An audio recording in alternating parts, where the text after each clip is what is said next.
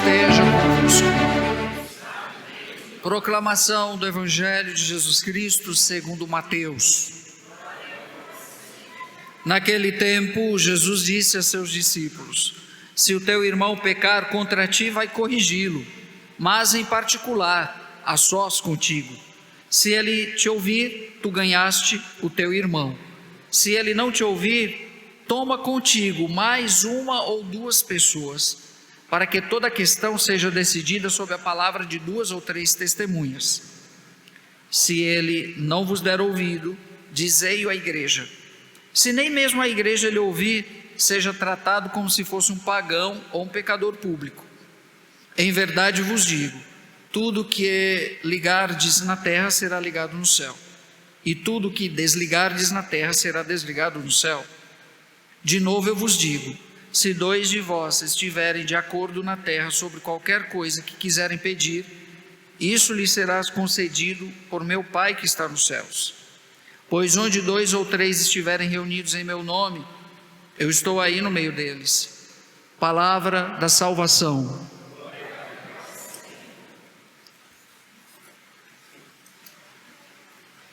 Toda lei, ela serve para nos dar um norte, para nos guiar, para nos conduzir e para nos dar limite. Toda lei, ela se ampara no fundamento moral, seja civil, seja canônica. A lei, ela quer dizer ao homem, ó, aqui é o teu limite. E ao mesmo tempo, a lei, ela nos direciona para melhor viver em grupo, em sociedade. E existe a lei de Deus. A lei de Deus, ela transcende. Ela não é imanente como a lei civil, que começa e termina aqui mesmo. A lei civil não vai para o céu. Ninguém vai deixar de ir para o céu ou para o inferno por conta da lei civil. Mas é a lei de Deus que nos aponta esse caminho.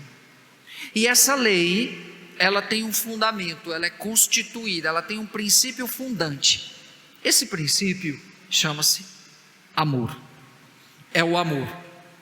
Amor de quem?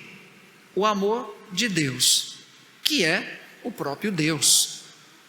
Nesse sentido, toda a lei de Deus que se consagra, se fundamenta no amor, como bem apresenta São Paulo na segunda leitura na carta aos Romanos, ela tem o seu resumo em 2: no amor a Deus e no amor ao próximo.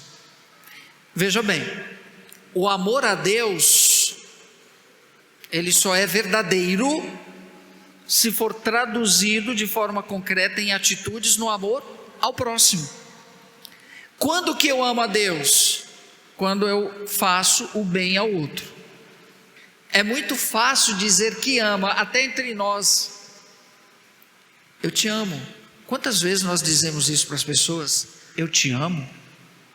Tá. Palavras são palavras. Elas expressam algo. Mas quando se trata do amor, esse eu te amo só é verdadeiro se ele for traduzido em atitudes. Não adianta dizer eu te amo e fazer o mal para o outro. Que amor é esse? Como existem pessoas, que a gente já escutou aí na história, sociopatas, por exemplo, que disseram que mataram as pessoas amadas porque amavam. Matei porque morria de amor. Peraí, tem alguma coisa errada nesse conceito de amor, porque amor não mata, amor gera. O casal, por exemplo, transborda no seu amor nos filhos, a não ser que seja impossibilitado por alguma coisa biológica, física. Mas o casal que decide por si só não ter filhos, não entendeu nada de amor e são egoístas, vão morrer neles mesmos. É uma tristeza. Nesse sentido, São Paulo deixa bem claro que o amor, o cumprimento perfeito da lei se dá no amor ao próximo. Olha que coisa bonita. E ao mesmo tempo exigente, porque não é fácil amar o outro. Tem gente que nem ama a si mesmo, vai querer amar os outros. Nesse sentido, Jesus no Evangelho vem dizer para nós que existe um método, um meio cristão, evangélico, de mostrar que amamos o outro. Quando? Quando nós principalmente estamos diante do pecado do outro, do erro do outro. Se o teu irmão pecar contra ti, olha o que Jesus fala. O sentido de pecar aqui significa, se o teu irmão fez algum mal contra você, se ele errou, está no erro, se você entendeu que o amor de Deus se traduz no amor ao próximo, moralmente você tem um compromisso de corrigi-lo. Você não pode se omitir de corrigir, principalmente quando dizemos que amamos. Aquela pessoa que ficou jogada e que passou vários e olharam para ela e não fizeram nada, passou o samaritano e fez, ele amou. A forma de amar a Deus é fazer o bem ao outro, não precisa nem eu conhecer, basta eu fazer o bem ao próximo que eu estou amando, e isso me aproxima mais de Deus. Mas quando se trata de corrigir o outro, Jesus nos dá um método cristão de fazermos a correção fraterna. Por outro lado, eu só vou corrigir quem eu tenho compromisso, quem eu amo. Nós só corrigimos uma pessoa quando nós sentimos por ela compaixão. Eu sinto compaixão de fulano porque está errando, ou porque está pecando, ou porque está fazendo alguma coisa que não é boa. Sentir compaixão significa que eu me comprometo, eu vou fazer alguma coisa. Jesus sempre sentiu compaixão. Olha os momentos em que Jesus viu e sentiu compaixão. Não foi pena. Geralmente nós sentimos pena das pessoas. Sentir pena significa: dane-se, não quero saber do teu problema. Isso é sentir pena. Sentir pena significa que você não quer compromisso nenhum. Morra. Sentir compaixão não. Sentir compaixão é ter o sentimento de Deus em nós. Eu sinto compaixão com o outro, eu vou te ajudar. E isso é amor. Olha que legal, isso é amor. Aí Jesus nos apresenta um caminho. Se tem alguém na tua família que está errando, na tua casa, na igreja, na comunidade, que está cometendo algum pecado, algum deslize, algum erro, a compaixão, o amor faz com que nós tentemos resgatar aquela pessoa. Aí existe um método. Jesus diz, qual é o primeiro passo desse método? Se o teu irmão pecar contra ti, vai corrigi-lo. Como? Chama ele em particular, sozinho com você. Por quê?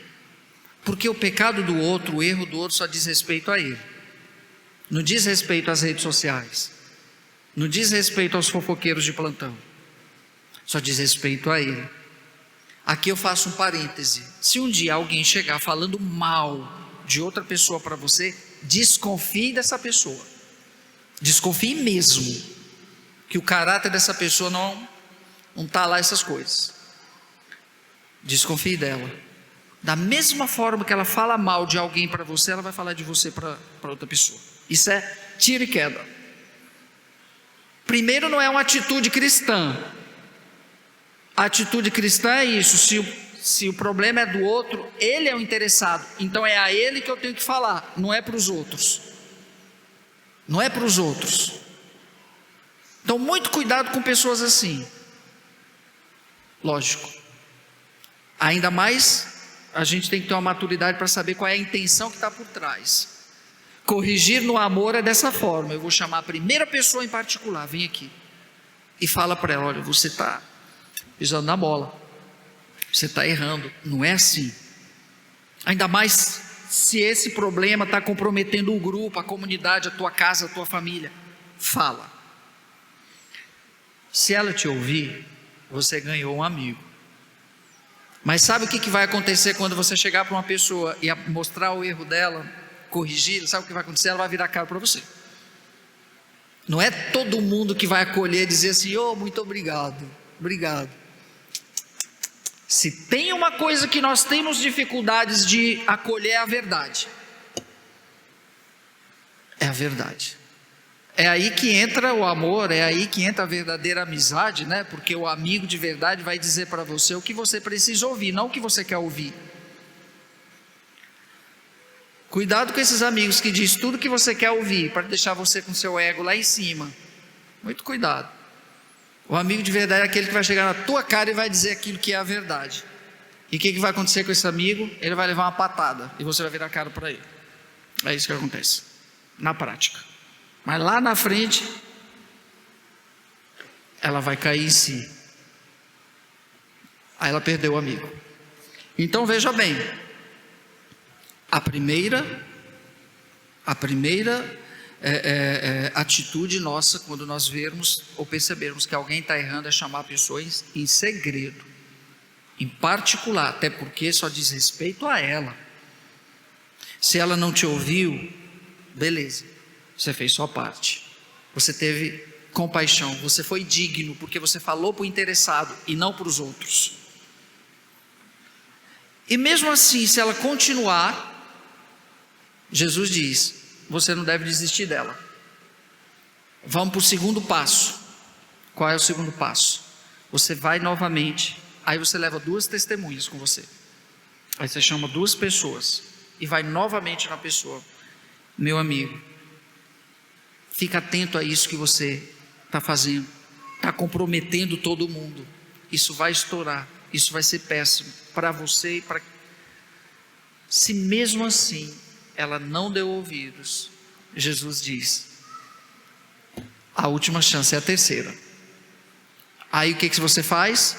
Aí você chama todo mundo na igreja, você leva para a comunidade, aí você torna público aquilo que já está público talvez. E mesmo assim ela não quis, seja feliz com o seu erro, com o seu pecado, com a vida que você escolheu. Mas o método é esse. Só que geralmente nós fazemos o contrário. Primeiro a gente fala mal da pessoa para todo mundo, e hoje ainda com as redes sociais, aí coloca, joga no vento. Esse é o próprio demônio quem faz isso.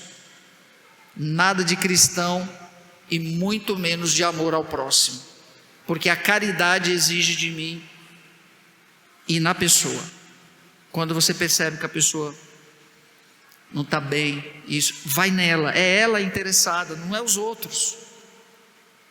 E repito o que falei no início, desconfie de pessoas que chegam falando mal das outras para você. Acenda a sua parabólica, que o caráter dessa pessoa não é o dos melhores, porque uma pessoa digna, no primeiro momento, ela faz isso, mesmo que ela perca a amizade da pessoa, mas ela primeiro vai fazer isso, porque a consciência cristã me manda fazer isso. Lá na frente ela vai te agradecer, ela vai cair em si, pode ter certeza, porque a verdade ela é libertadora. Num primeiro momento a pessoa vai ficar até brava, zangada, mas depois ela vai perceber a caridade que aquela pessoa fez. Poxa, ela veio falar para mim, ela não foi falar para ninguém. E o pior é quando você sabe que aquela pessoa falou de você para o outro e você ficou sabendo pela boca do outro e ela não teve a coragem de chegar para você. Isso não é cristão, gente. Então a gente tem que ficar atento se nós não fazemos isso na nossa prática, né? Porque a maldade, ela tem uma intenção em si que não é boa, né? E a gente sabe quando a correção é no amor, quando a gente corrige porque a gente quer bem. Aliás, a gente só corrige quando a gente quer bem. Quando a gente não corrige mais, é porque acabou o amor. Mas o amor só deve ser esgotado com relação ao outro quando você usar esse método. Chama a pessoa, chama uma testemunha e depois chama o grupo. Se nenhum das 3 funcionou, tchau. Aí realmente não vai gastar vela boa com defunto ruim, que ninguém merece, né? Um negócio desse. É esse o método. Mas está aqui, Jesus deixa bem claro como o cristão tem que fazer. Quem está fazendo o contrário ou invertendo, fala primeiro para todo mundo, e por último, a coitada da pessoa, aí realmente você mostrou que você é um demôniozinho que está fora do inferno, né? Porque o inferno não é aqui não, como muitos dizem, está fora, tem que mandar de volta para o inferno essas pessoas. Aliás, nem precisa, um dia elas vão por si só, né? Então só se preparando, fazendo o curso. Cada maldade que você faz, já é um ponto que você conta no Enem do inferno, né? Pode ter certeza, se tem uma coisa que nos mandará para o inferno, é o mal que a gente faz para as pessoas, gente. Se as pessoas tivessem consciência de que a maldade, de que o bem que eu deixo de fazer me condena, elas não perderiam o tempo, porque o tempo, ninguém tem o tempo, ninguém é dono do tempo, ninguém quantifica o tempo, então não percam tempo. O tempo é nosso amigo, nós não podemos ver o tempo como inimigo, porque ele está indo, e você não pode se dar ao luxo de dispensar uma gotinha de tempo, ainda mais perder tempo com coisas fúteis, frívolas, que em nada acrescenta na nossa vida. E está cheio de gente assim, olha, se tem uma coisa, a gente que está chegando no meio século, Ave Maria, o meio século faz o que a gente pensa tanta coisa, porque meio século, né? 50 anos, você não vive mais 50, eu não vivo mais 50, então veja bem, e outra, chegou aqui o negócio vai despencando, você não vai ter mais a mesma qualidade, você não pode se dar o luxo de perder tempo, pelo amor de Deus, aproveite o tempo, né? Aproveite o tempo, porque nós não somos dono dele, e não tem como quantificar a quantidade de tempo que a gente tem. Essa é a frustração de todo mundo, né? Todo mundo gostaria, ainda tem aqueles que gostaria, se tivesse poder, tem pessoas que gostariam de parar o tempo naquele momento melhor da vida. Oh, coisa boa, eu queria que o tempo parasse. Aí o tempo passa, te dá uma rasteira, e no dia seguinte, né, de repente está com um problemão, aí você fica, é a dinâmica da vida, então nesse sentido, nós temos aí tudo, está aqui, tudo para fazer o melhor, para buscar o melhor, e não fazemos. Por quê? Porque somos consumidos pelo mau uso do tempo. Às vezes nós perdemos o nosso tempo com coisas que, se você parar para pensar, só te angustiou e só te adoeceu. Aliás, a população, o mundo está doente, as pessoas estão doentes, tudo doença psicossomática, tudo, né? Os desequilíbrios emocionais, todo mundo transportando isso para o seu corpo físico, tudo do cabeça, oh meu Deus, né? E é o único órgão que não tem transplante de cabeça, então vamos cuidar da cabeça, e não tem coisa melhor para cuidar da cabeça do que rezar, do que a oração.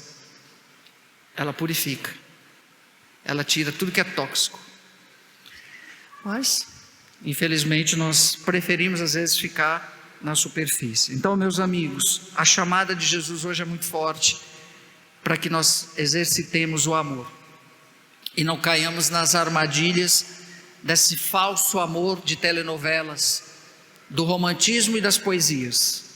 Esse não é o amor de Deus. O amor de Deus é comprometimento com o outro, tá? O amor de Deus não é essa melancolia, esse sentimentalismo, e sobretudo amparado no relativismo, que nos faz ter uma ideia do descartável, eu jogo fora.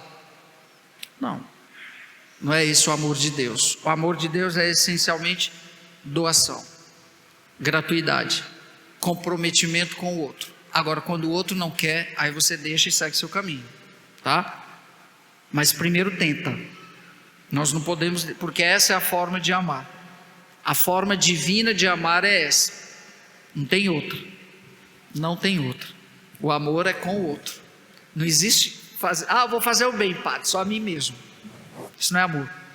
O amor tem que sair de você, ir ao encontro, né? Até Deus, que não precisaria amar a ninguém, decidiu amar. Deus não precisa do amor nosso. Deus só ama Ele mesmo. Deus não ama ninguém, mas Ele quis amar. Por quê? Porque o amor faz isso. Não adianta, o amor provoca ir ao encontro do outro. O amor faz com que nós saiamos de nós mesmos. O amor que é centrado em si mesmo não é amor, é egoísmo. E o egoísmo é a falência do amor.